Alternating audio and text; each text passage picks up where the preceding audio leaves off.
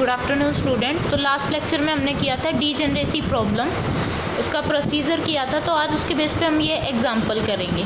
ठीक है कि गिवन क्या है, maximum 3x1 + 9x2, maximum z = 3x1 + 9x2, subject to condition क्या क्या है, x1 + 4x2 less than equal to 8, x1 + 2x2 less than equal to 4 and x1 x2 greater than equal to 0। ये इसकी कंडीशंस हैं।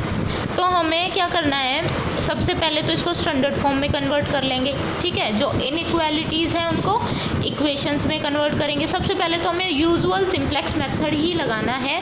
उसके बाद हम इसमें देखेंगे कि क्या कहीं टाई आ रही है, कहीं डीजेनरेसी हो रही है। तो फर्स्ट ऑफ ऑल तो हम क्या करेंगे, पहले इन इक्वेशंस को कन्वर्ट कर देंगे इनइक्वालिटीज़ को इक्वालिटीज़ में।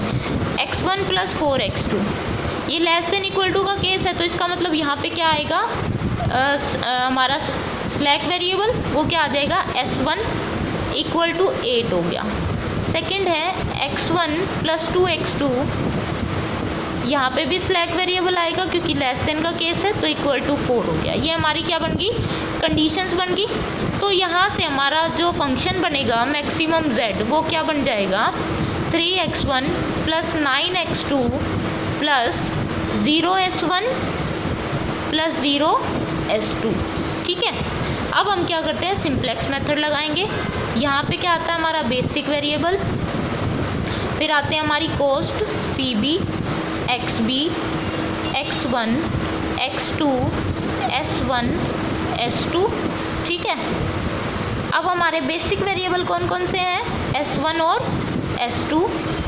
कॉस्ट क्या क्या है इनकी, 0 0। xb किसके इक्वल है, 8 और 4 के। x1 की वैल्यू यहाँ पे 1 4 1 0 1 2 0 1। ठीक है, और यहाँ पे जो कॉस्ट हो जाएगी cj वो क्या रहेगी हमारी, 3 9 0 0। उसके बाद हम क्या यहाँ पे क्या लेते हैं, मिनिमम रेशो वो क्या होती है, xb/xk। ठीक है, तो सबसे पहले हम क्या निकालते हैं, डेल्टा j। डेल्टा j के लिए क्या चाहिए, z इक्वल टू क्या आता है, 0। और हमें पता है जब हम फर्स्ट आइटरेशन करते हैं तो हमारे जो डेल्टा j आते हैं वो क्या आ जाते हैं, नेगेटिव आ जाते हैं। तो ये -3, ये -9, ये 0 0, ये हमारे डेल्टा j's हो गए। इनमें से मोस्ट नेगेटिव कौन सा है, ये वाला। तो ये क्या हो जाएगा हमारा इनकमिंग वेक्टर। ठीक है, इनकमिंग वेक्टर। अब हम क्या निकालते हैं, मिनिमम रेशो। तो यहाँ पे 8/4, यहाँ पे भी क्या आएगा, 4/2। तो ये भी 2 आ गया, ये भी 2 आ गया। यहाँ पे क्या करोगी, टाई। ठीक है, अब यहाँ ये टाई होगी तो ये कौन सी प्रॉब्लम बन गई हमारी, डीजेनरेसी की प्रॉब्लम। अब इस टाई को ब्रेक डाउन करने के लिए हमारा सबसे पहला स्टेप क्या था, स्टेप फर्स्ट हम क्या करते थे कि ये जो आइडेंटिटी मैट्रिक्स है इसको हम आगे ले आएंगे और जो हमारे ये वेरिएबल्स हैं उनको पीछे ले जाएंगे। ठीक है, तो यहाँ पे हमारी मैट्रिक्स क्या बनेगी, अब basic variable cb, xb, s1, s2, x1, x2 सब चीज़ें सेम रहेंगी। s1 s2 0 0 8 4। यहाँ पे आइडेंटिटी मैट्रिक्स पहले आ जाएगी और बाद में आएंगे हमारे वेरिएबल्स। ठीक है, वही डेल्टा j सब सेम रहेंगे।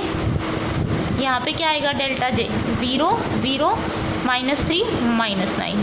इनकमिंग वेक्टर वही रहेगा -9। अब क्या है, हमें क्या निकालना, क्या करना होता है, हमारा रूल ये था कि हम मिनिमम रेशो, अब हमारी यहाँ पे मिनिमम रेशो की टाई आ रही है।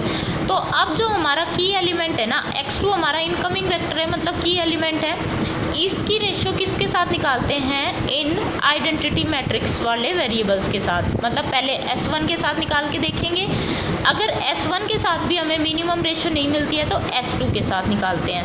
तो ठीक है, अब हमारे इसके बाद क्या करते थे हम, मिनिमम रेशो किसके साथ, element of first column of, अब इसको लिख सकते हैं हम, element of first column s1 divide by element of की कॉलम। की कॉलम क्या है अब हमारा x2, ठीक है। तो यहाँ से देखो, यहाँ पे अगर हम देखें तो मिनिमम ऑफ, और उन्हीं रो की निकालते हैं जिनमें क्या होते हैं टाई होती है। अब हमारे पास तो 2 ही रो है और दोनों में ही टाई है, तो दोनों का ही निकाल देंगे। तो क्या आएगा 1/4, 1 था 1/4 और 0/2। तो यहाँ पे टाई नहीं बन रही, तो हमें पता चल गया मिनिमम क्या है 0 के इक्वल है, ठीक है। तो यहाँ पे डिजेनरेसी हमारी क्या हुई, सॉल्व हुई। अब यहाँ हमें मिनिमम रेशियो मिल गई, क्या मिनिमम रेशियो मिली हमें 1/4 और 0/2 मीन्स 0। तो ये वाली हमें क्या मिल गई, मिनिमम रेशियो। ये मिनिमम रेशियो मिल गई, तो ये हमारा क्या हो जाएगा, आउटगोइंग वेक्टर, ठीक है, आउटगोइंग वेक्टर। और की एलिमेंट क्या हो गया अब हमारा 2, लीडिंग एलिमेंट। फिर इसके बाद हमें यूजुअल सिंप्लेक्स मेथड ही लगाना है। क्या करेंगे, अब इसको 1 करेंगे, बाकी को 0 करेंगे। तो ऑपरेशन लगा देते हैं। R2 पे क्या ऑपरेशन लगेगा, R2 डिवाइड बाई 2, ये ऑपरेशन लग जाएगा। तो ये क्या बनेगी हमारी, और ये तो R2 पे लग गया। अब हमारी जो R1 है उस पे क्या ऑपरेशन लगाएंगे, देखो यहाँ पे हम इसको बना लेते हैं। हमारे क्या बने ये XB, S1, S2, X1, X2, ठीक है। R2 हमारी क्या बन जाएगी, जब डिवाइड बाई 2 करेंगे तो यहाँ पे 2 आ जाएगा, यहाँ 0, ये 1/2, ये 1/2 और ये 1। इसको 0 करना है तो क्या करेंगे, R2 को 4 से मल्टीप्लाई करके इसमें सब्ट्रैक्ट कर देंगे। R1 क्या हो जाएगा, R1 हो जाएगा हमारा 4 इंटू R1 माइनस 4R2, ठीक है। ये ऑपरेशन लगेगा। अब देखो ये क्या हो जाएगा, जब हमने किया 4 से मल्टीप्लाई, तो ये 8 माइनस 8 क्या हो गया 0, ठीक है। 1 माइनस 0 1, 0 माइनस 2, क्योंकि हमने 4 से मल्टीप्लाई किया ना तो 2 बन जाएगा। तो यहाँ पे क्या आ जाएगा माइनस का 2, ठीक है। और ये भी क्या बन जाएगा, ये 2 बन जाएगा, ये 1 है, 1 माइनस 2 कितना हो जाएगा -1, ठीक है। और यहाँ पे क्या आ जाएगा 0, क्योंकि 4 माइनस 4, ठीक है। अब यहाँ पे हम क्या करते हैं, फिर से बेसिक वेरिएबल CB। अब हमारे बेसिक वेरिएबल कौन से हो गए, S1, और ये S2 तो निकल गया, S2 की जगह कौन आया X2, तो S1 X2। अब S1 की कॉस्ट हमें पता है 0 है, बट X2 की क्या है, X2 की है 9, ठीक है। तो यहाँ पे X2 की 9 कॉस्ट हम लगा देंगे।